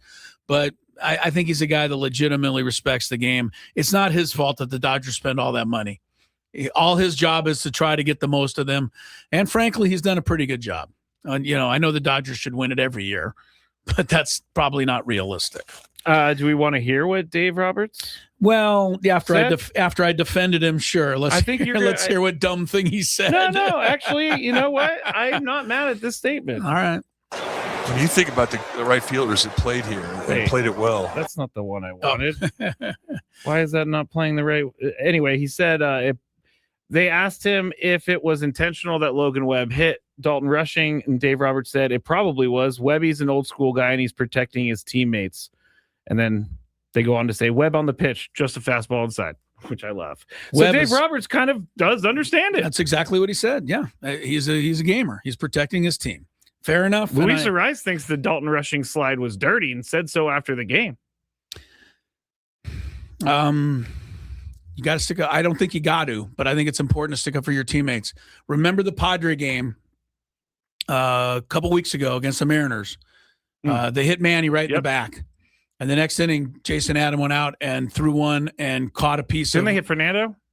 Maybe Fernando. You're right. It's always Fernando, actually. He always gets hit. Yeah, they drilled him right in the back. Yep. And Jason Adam went out there, and I guarantee you, no one spoke to Jason Adam. Yep. He knew what he needed to do. And he did it. And they moved on. You're right. Both sides moved on. Yep. Even the Mariners didn't complain. They're like, okay, eye for an eye, whatever. They understood it. But you need to do it because that's how you get the respect of your teammates, and that's how teams tend to get along really, really well. Gwynn Chris is coming up with more and more draft coverage, and the Knicks and the Hawks into the fourth quarter, and the Padres win today, and Mike Vrabel. Can't believe we waited this long. I mean, I'm kind of over talking about it, but more and more news is coming out. And I think all of us now feel, because we ripped on Diana Rossini a fair amount. I didn't. You didn't. I did. So did others. Yeah, but now I think we're feeling like Mike Vrabel deserves his turn. Yes. We'll continue and tell you what the latest is on that crazy story. We all hear the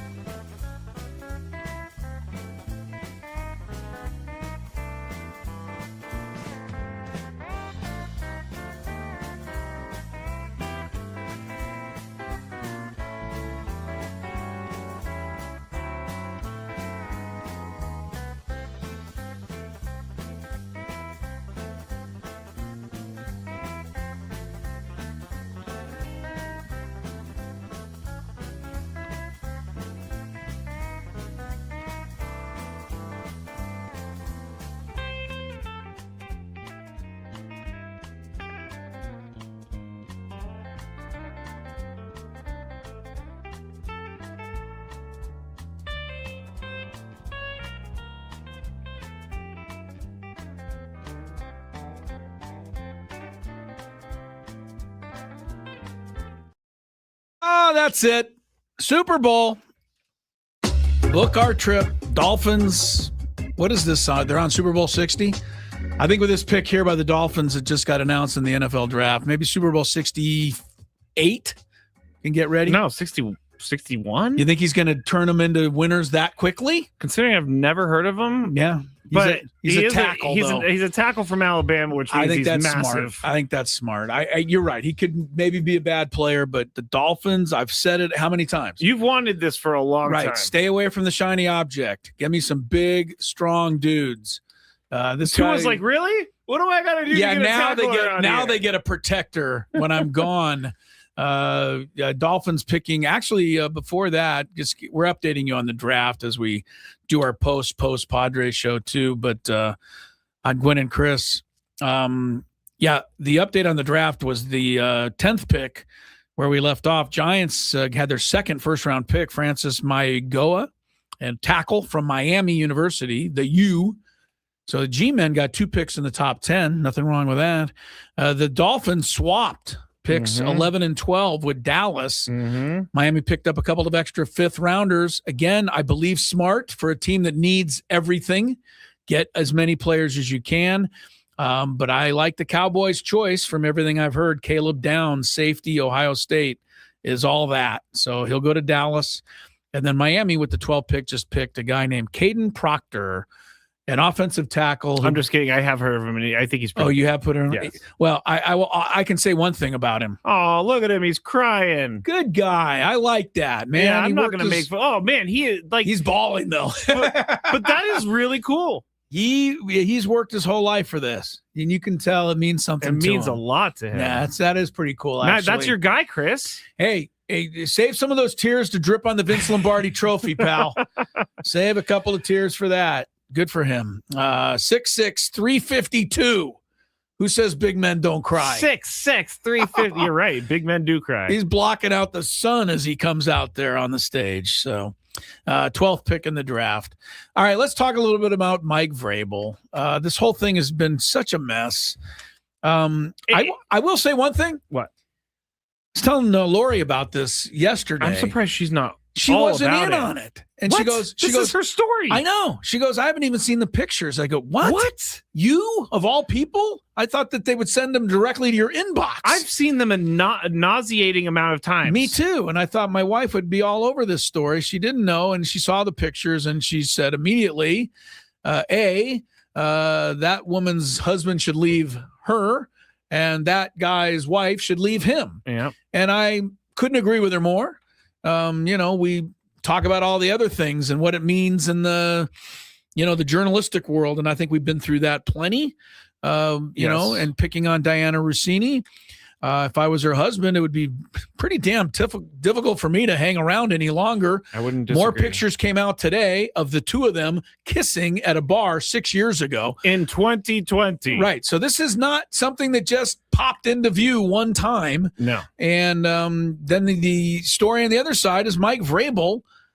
And this is just not reading the room, Mike. He announces, or the Patriots announce for him, that he's going to get counseling for what? I imagine for See, this is the thing. Cheating on his wife. What is counseling? What kind of counseling are you getting? But here's the thing, Chris. They've never actually said, which I'm torn on this whole thing because I don't really care about, I don't want to butt into their lives, but they've made this the story has become because they denied it so much. But Mike Vrabel, he hasn't actually ever said, yes, I had a relationship with this woman.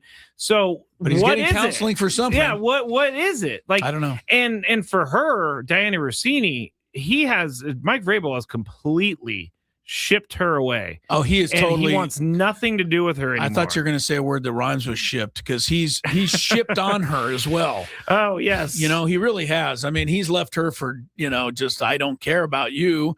And maybe whatever. That's all they're doing. But by basically saying what he said, it just basically tells everybody that they've been doing something the public would not find to be acceptable. The fact that he's going into counseling For what, we're not told, but we can assume it's for not being able to keep from cheating on your wife. And then to top it all off, and this is what you said to me, and I couldn't agree more, he's not going into counseling today, and he's not going into counseling tomorrow, but he will be going into counseling on Saturday after he takes part in the first 2 rounds of the draft, or the 2 days of the draft. Third day, though, he won't be able to wait a minute longer. He's got to go right to counseling on day 3. I understand that. That's weird. I understand this is your job. I don't get it at all. I understand that you need to be there, but when this happened, you have to step away from your job because you did say that you're going to go to counseling, and they did drop this news like at midnight last night. And then he had a press conference an hour before the draft today trying to get all this stuff swept under the rug. But here's what he said today. He said, my previous actions don't meet the standard that I hold myself to. My priorities are my family and my football team. My family needs me this week, and that's where I'll be. He also said... Wait, what family needs him this week? That's where he'll be. He's at the draft, is he not? I don't know. Yeah, I think he is, or maybe he's actually at home. Unless his wife's sitting next to him while he's at the draft. Here's one more thing. One more thing. Go ahead. He was asked to explain, because we've been saying this for the last couple weeks, why he called the situation laughable in the beginning. Okay. And here's his... he has an excuse for that now? He has an answer. Okay. He said, quote, that's a private and personal matter. I think that was an attempt to protect, he said your family, but my family. Which I can buy. I'm running out of things that Mike Vrabel is selling, honestly. Oh no, I'm not saying I'm not saying that it's true. No, but I'm saying that I can't buy that he may have been panicking and been like, it's laughable. No, it was a panic statement for sure. Yeah, I just don't have much time or respect for Mike Vrabel. And my wife, I like to talk to her about some of this stuff because I think she brings a totally different angle in terms of not being immersed in sports. And what she said is, why would the New England Patriots even want to keep this guy as their coach? It's kind of embarrassing. And I said, yes, but their owner is a guy that, embarrassed his own self by hanging out in, brothels or whatever. It's a massage parlor. You know what I'm talking about? I mean, that's the guy that is supposed to now step up to the microphone and go, I've kind of lost respect for Mike Vrabel. I don't think Robert Kraft can even do that and look at us with a straight eye. So, the people that making their decisions are just as slimy as the people they're making decisions about. Here's what it comes down to me. It comes down to all, I think that Diana Rossini did something really bad for her profession because she's a reporter and you can't do that. Right. But Mike Vrabel is the head coach of an NFL football team, and he's not being held nearly as accountable as Diana Rossini. If it's in my world, Mike Vrabel is the bigger fish here. He's the guy who has to go down for this, not Diana Rossini, but it's going to be Diana Rossini. I don't think it's out of the question that Mike Vrabel goes down for this. Seems a bit unlikely. The only reason I'm saying what I'm saying is because this thing seems to get a little trickier day by day. It does. I would pictures from 2020 just got released this morning. Where were those 3 weeks ago, by the way? Last question I would have for the NFL on this. They have a code of conduct clause on everybody's contract, on every situation. Is embarrassing yourself and organization with photos of you holding hands, kissing, hugging, canoodling a national reporter, is that enough to be considered a violation of the code of conduct? Or is the code of conduct only... I don't know, getting arrested or, to Do you me, want to, this is I have not Roger Goodell talking about it. Okay, well, I want to hear it after the break because I want to wait. But what I'm saying is, to me, the code of conduct is probably more in line for illegal acts. And so maybe you say, well, him, cheating on his wife is not illegal. But I think it's just as bad sometimes in a lot of ways. I really, truly do, man. You're ruining people's lives with this kind of behavior. And now your kids, Mike Vrabel's kids, Diana Rossini's kids, Mike Vrabel's wife, Diana Rossini's husband. You and I are the caring, families. We're caring people, but because I can see some people thinking, yeah, you guys are kind of, I bleeding can see that hearts too. on it. I but can see that too. But I don't this really is think an we'll NFL head coach. I agree. All right. What did Roger Goodell say and how the code of conduct does or doesn't apply in this case? In the meantime, the second quarterback is off the board. The Rams are casting their chances with Ty Simpson out of Alabama. I don't mind this. I don't mind it because he's going to sit behind Matthew Stafford. If he does stay and sit, it will serve him well. I think so as well. More Gwynn and Chris coming up. Gwynn and Chris.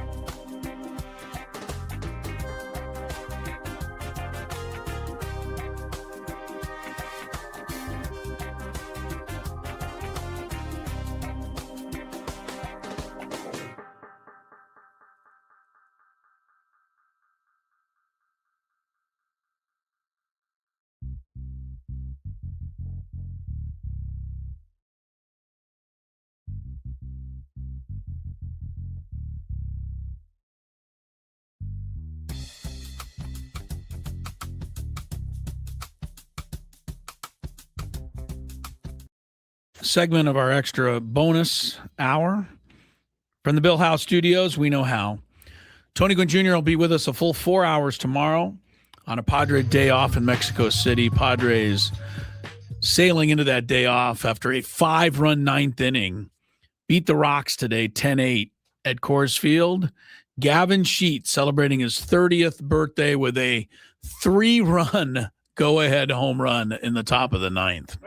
I totally hit a 3-run go-ahead home run on my 30th birthday. You would take that? Yeah. No, I did it, Chris. My 30th birthday, I worked, and my marketing director and radio broadcaster kept me after work on a Friday, telling me that the boss, the owner of the hockey team, the Gulls, who I worked for, okay, was driving down from L.A., and it was a mandatory meeting, and he would get there at maybe 7:00 on a Friday night. That's weird.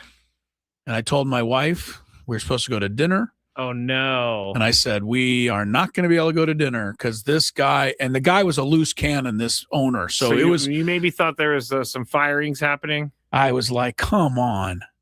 And then they kept calling and going, well, he's going to be here now a little later, 7:15. Oh, no. 7:30. Oh, no. I was losing it.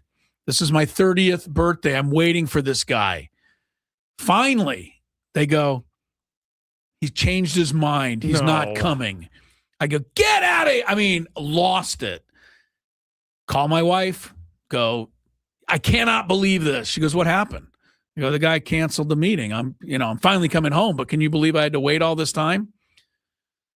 30th birthday surprise party. I knew it. I knew it was something like that. So good when I got home. I knew it. They nailed it. And the two guys that were there, they came to the party. They were in on it, of course. Awesome. So that's really good, actually. Good job by everybody on that one. Although your anxiety was through the roof for a while. Yes, it was through the roof, but it was worth it because it was a really good party. But yeah, I still, even though that was a good party, wouldn't have minded the 3-run homer to win the game. That sounded pretty good, too. And McKee said she got married on her 30th birthday. That is a good memory. Very good. Good, yes. Yeah, I guess so. I'd say so. Plus, it's a little easier for hubby to remember the anniversary. You only got to remember one date. That is true. So that's a helpful hint there. Skraby and I will be out at the Mavericks Beach Club in PB Saturday from 2:30 to 4:30. San Diego, Arizona, Mexico City series presented by South Norte Tequila Cocktails. Mavericks is going to feature deals on South Norte's premium tequila cocktails while you take in the ball game. Come hang out with us, watch some great baseball, and enjoy South Norte Tequila Cocktails made with real tequila and real juice. All right, I want to hear what Roger Goodell said on the Mike Vrabel situation. We were talking about it and how this whole situation falls under the NFL's code of conduct. So I hope it continues. I'm going to ask you about the situation with Mike Vrabel and the Patriots. He has announced that he will not be with the team on Saturday. He'll be instead with his family and plans to seek counseling. The league has suggested this is not a violation of the personal conduct policy. I want to make sure that I'm getting that exactly right. So as of this point, based upon what you know right now, this does not feel like a situation for the league to become involved. No, this is not a personal conduct policy as we know of today. It's a personal matter, and we'll leave it at that.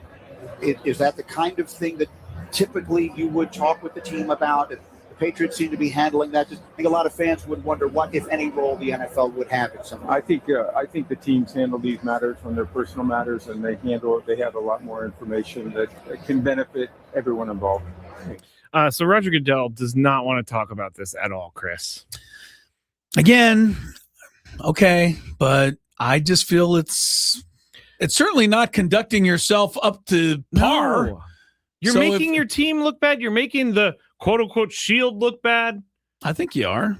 I mean, you're going to tell me it's a personal matter. Well, it's a personal matter when you get arrested for bopping some guy over the head at a bar. Yeah. But you think that looks bad on the league and you slap these people down. Yeah. I mean, it's all bad. I think that relative. The NFL is not reading the room here. Yeah, I'm not sure. I mean, I think it's hard to say though. Would you be good, or would it sound good if the NFL goes 3-game suspension at the beginning of the season for Mike Vrabel for having an affair? I mean, I don't think he should be suspended. I don't think he should be fired. I just don't think he should get off as easy as it seemingly is it seems like it's leading towards. Because once he goes to this counseling, we're all going to forget about it. He's going to be back for spring practice. They're going to maybe ask him about it. I think we'll forget about it until the next photos come out. That is also true. I mean, how many more of those are out there? You're assuming that some sort of counseling is going to fix Mike Vrabel. I did not say that. No, I know you're not, but I think we are. Yeah, assuming that. All right, you want to do a little potpourri right now? I should update everybody on the NFL draft, but I'm unfortunately I'm like locked into the end of this basketball game. I don't want to give everybody the score in case you're driving home and you're taping it, but it's a good game. I'll just say that. Between the Hawks and the Knicks. And if my phone buffers one more time, Skraby, I'm never watching streaming again. You must have something running How on is your this phone. happening in an age where, all this stuff's supposed to work? And are you connected to the Wi-Fi? I think my phone automatically connects because I'm here. See, that's what I don't understand, because there's no one in the building and no one's using the Wi-Fi except for me and you. Updating on the draft real quick. Tough name, but I'll give it my best shot. Looking at it. Aleva Vega Ione. Okay. Or Ioane. Anyway, he's a guard, offensive lineman, Penn State. He goes 14 to the Ravens. 15, the Buccaneers get a guy that was he not in the news recently? He was. Yes. He was, but hopefully he learned his lesson. Reuben Bain Jr., edge rusher from the U, goes cross state to the Bucks. All right, you're up to date on the draft. Just a quick recap. Padres won 10-8. And on the draft, Mendoza went number 1 as expected. The second quarterback, Ty Simpson, went 13 to the Rams. Give me a little potpourri to finish up. What do you have? All right. You know what? I'll hit a bed too. Why not? All right. We're going to start potpourri with bed. This is actually the big Aren't you glad bed. I came up with the word potpourri for these kind of segments? You did not come up with the word. Well, I applied it properly. Okay. All right. I'll give you that. All I right. never called it potpourri before you. That is for sure. Okay. First thing I got to bring up is the fact that the Padres and the Diamondbacks are not going to have ABS for their games in Mexico because they ran out of time and couldn't get it installed. I find this extremely weird. You do, huh? You cannot put in something that's supposed to help the players and help a team and all that stuff and then take it away for 2 games. It boggles my mind that this is even a possibility. Well, I'm going to look at it a little differently than you. All right. The Padres suck at the ABS challenge Okay, system, all right. so I'm just as fine without it going for a couple of days. Can't you see a game being decided by a bad umpire call and they didn't have ABS? Well, the way the Padres use the ABS by challenging and losing in the first 5 or 6 innings all the time, they don't have it at the end of the game anyway. Just like today, they didn't have it at the end of the game. They'd already used them. So you're right. I mean, you would think. It's crazy. You're right. I mean, if they're getting to the ABS system for a major league game, then this is a major league game. It's like the NBA going to Europe and be like, hey, we can only get 9.5 foot hoops. Well, or we don't have the 10th of a second. Or something like that. Like, it would be crazy. Something weird. I was covering the Lakers back in those days when the NBA changed to the 10th of a second. And the first couple of years, I thought, this is so stupid. We're never going to need this. Who's going to care? As a matter of fact, in my stories, like if Magic Johnson made a go-ahead jumper with 3.2 seconds, I just said he made it with 3 seconds. I didn't even put it in. Yeah. And then nowadays, boy, it's always there, right? You know exactly what it is, and it has to be there. Well, because they took a while to take hold, though. What does it take, like 0.3 or 4 seconds to actually get a shot off? That's the rule. You have to have 0.3 to at least attempt a shot. Yeah. Yeah. You don't find that? I mean, yes, I do. I said the ABS should be there for a major league game, but my bottom line is Padres, stop challenging a borderline pitch in the top of the first inning. It's not worth it unless the bases are loaded and it forces in a run. Stop giving this up. It's going to cost you a game at some point. No, I totally agree with you on this. Some of the calls, I'm like, all right, that was a good use of it. And even if they get it wrong, I'm like, I can see why you would challenge that. But some of them, I'm like, this was a foot below the zone. But even if it is or isn't, if you have very little to gain, I think you can't challenge. You just have to let it go, even if you're pretty sure it's a bad call. So I don't want to give up my challenges. I guess branching off of that, Walks are at a 75-year high, Chris. I so saw far. this. And Paul Sewald, I believe, a USD. Is that right? He is, yes. Okay. Now the closer for the Diamondbacks. We'll see him this weekend. Yeah. He said it's what MLB wanted. People on base. Tough time to be a pitcher. Oh, my goodness. Yeah, I'm not going to cry. Balls flying everywhere. You got I'm not going to cry. Zone, yeah. What is this? What do they call this?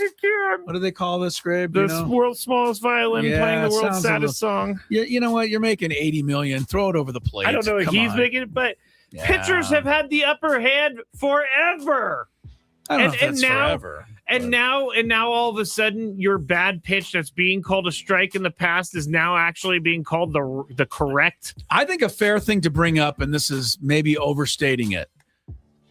Would Greg Maddux, the most pinpoint control pitcher maybe ever, would he have been as good with the ABS system? Because they gave him extra few inches on the corner, and he took it, and he could take advantage of it all night long. And umpires were bad back then. Well, even if they were better, you could just keep tapping all day until he started getting the ball over the plate. Because even if a pitch, we saw one today in the Rocky Padre game, 0.1 inches off. Yeah. That is not even something the naked eye can detect. It is not. So, but Maddux would have to come into play. I've heard people say that Logan Webb is struggling this year.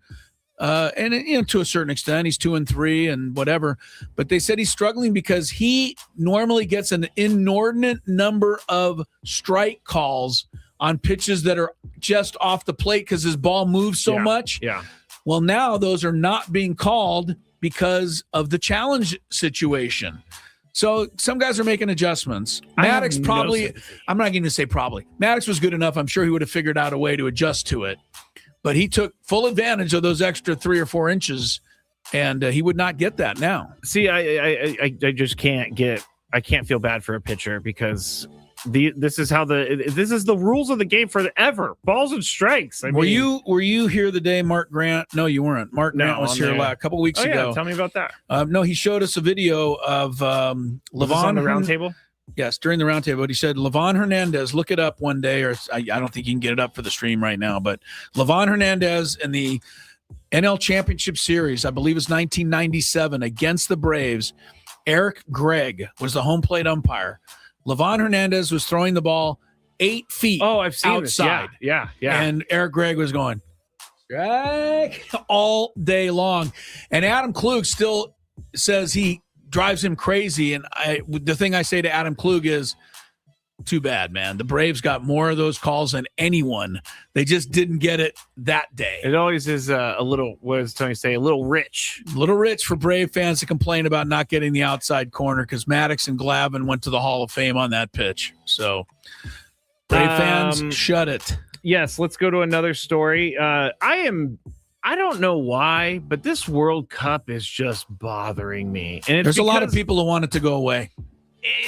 I don't mean this to go away. I don't mean this negatively to soccer fans. I know you guys love the World Cup, even though I bet you 90% of you watching right now can come nowhere close to affording a ticket to it. I'll tell you why. And I'm not picking on you. I'm just saying that's how much the tickets are. Yeah, 4 tickets for the World Cup final at MetLife Stadium. Again, we don't even know who's playing. Yeah. The resale site for FIFA, meaning people have already bought the tickets and they're trying to make money off of it. Someone bought 4 tickets for nearly $2.3 million each, Chris. Each. And that's on top of the, what is it, $200,000 subway ride from downtown to out to the MetLife. It's not even MetLife. Don't forget it. New York, New Jersey Stadium. You're right. It is. They can't call it MetLife. Now, people think that FIFA may be behind this. This is a little conspiracy because they get 15% of the money off of a sale on the resale site. So they're going to get 15% of this nearly $3 million or $2.3 million. I want you guys to go see the World Cup if you're a soccer fan. And if your country's playing, I get it. And totally, I'm with you. But I honestly wish we could just totally boycott this thing and have half empty stadiums so that FIFA and these people have to understand that enough's enough. I mean, I'm with you, but I do feel bad for the people who have been waiting for this for years and years and are really excited to have North America hosting this. Well, they hosted it before. And I know. 1984. I mean, it's been a couple of years. I wasn't even born yet. 1994. Okay, it's been a couple of years. It's a couple of years.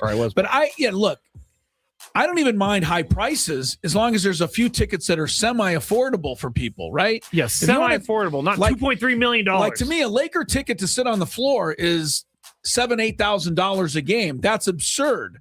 But even though I can't afford that, I can still get into the game at a fair price somewhere else. The World Cup is not even giving you that opportunity. They are not, and it's just pricing everybody out. The Olympics is doing the same thing, though. I told you I went on. Did I tell you I went on the website with Lori? We tried to get Olympic tickets. I know you guys were trying, but well, we didn't get them. 3-hour one track and field session on a Wednesday morning is going to set us back over $1,000 for the two of us. Who's paying that? Not us. I mean, I really want to be at the Olympics. That? I really did. This is like something I kind of on my bucket list was, go to the track and field at the Olympics. Just be part of that whole thing. Not for that. You should definitely keep an eye on the resale market when it's happening. Well, we'll monitor that, but that's still a year and a half away. Yeah, all this money grabbing that that FIFA's doing is really bothering me. Don't like the money grab. Here's one, Chris, that I think you'll like. I heard Jesse and Tony talking about this on the drive home last night, but the Yankees have had one uniform on the road and home forever. Yeah. And so the Athletic reported they're the last one to kind of hold out against any alternate uniform. And they're just gray uniforms. No pinstripes, obviously, just gray uniforms. No, they've looked and if you look at Babe Ruth in 1928, same uniform. Pretty much what he was wearing, yeah. So Jesse actually he presented the conspiracy and then he solved the conspiracy. The Athletic reported Wednesday that players recently pitched the higher-ups on wearing the Navy batting practice jerseys featuring New York during some road games. Right. So apparently they walked in, they're like, hey, it's been too long since we've been able to wear a different alternate uniform. I get that the players want it, but I want the Yankees to hold firm. What's going to happen? Players win? Players didn't even ask, many people think, because in the uniform style guide put out before the year, this alternate uniform is in the style guide. So the story is players just randomly walked into the hires up office the other day and said, we want these uniforms. But Jesse looked in the style guide and this uniform was listed before the year even started. Not only that, it takes a long time for Major League Baseball to approve these things. But what's the bottom line? Are they going to get to wear it or not? They haven't worn it yet. They're going to wear it at some point. Okay. At some point, because Aaron Judge says, "Hey, we have a logo on our shoulder. That's not traditional. We have like a whoever they're." Good try, Aaron. But no. So hold out, Yankees. The Dodgers finally broke down this year with blue alternate road uniforms that they had never had before. I've seen them. Now I don't like them actually. No, now the Yankees, you say, are going to do it, huh? But the Yankees front office, these are the rumors that fans love these uniforms and love the tradition so much that they would be very angry about this. So the Yankees thought the best way would be to plant a story that Aaron Judge and Giancarlo Stanton walked into the office and wanted this. So this is do you think it'll sell? Yes, Yankee that's why they're fans? doing it. Yeah, you're right. The Yankees, they're a poor organization. We know that the Yankees don't have much money, okay? That's right. They need the extra cash. But yeah, so that was a conspiracy theory that was conspiracy debunked. theory. Okay. We're out of time. I got to finish with this. Oh, shoot, we are. I got to finish with this. Mets finally won yesterday. Had 7-3 tonight. Craig Kimbrell comes in the 8th. Ryan Jeffers, grand slam, 7-7 now in New York. Met fans, I can't imagine how happy they are once again. By the way, did you see who's the Mets catcher? Francisco Alvarez. Did you see him running out to Craig Kimbrell the other day? You have to look this up. Just look Francisco Alvarez, Craig Kimbrell, because Kimbrell doesn't realize that he called for time, so Francisco Alvarez just starts sprinting at him, and Craig Kimbrell jumps like he's scared. I've never seen it. It was funny. Brazaban actually gave up the grand slam. Kimbrell got charged with the 3 runs. Anyway, on they go in New York. On we go to a 4-hour, 2 o'clock show tomorrow. Bye-bye. Bye.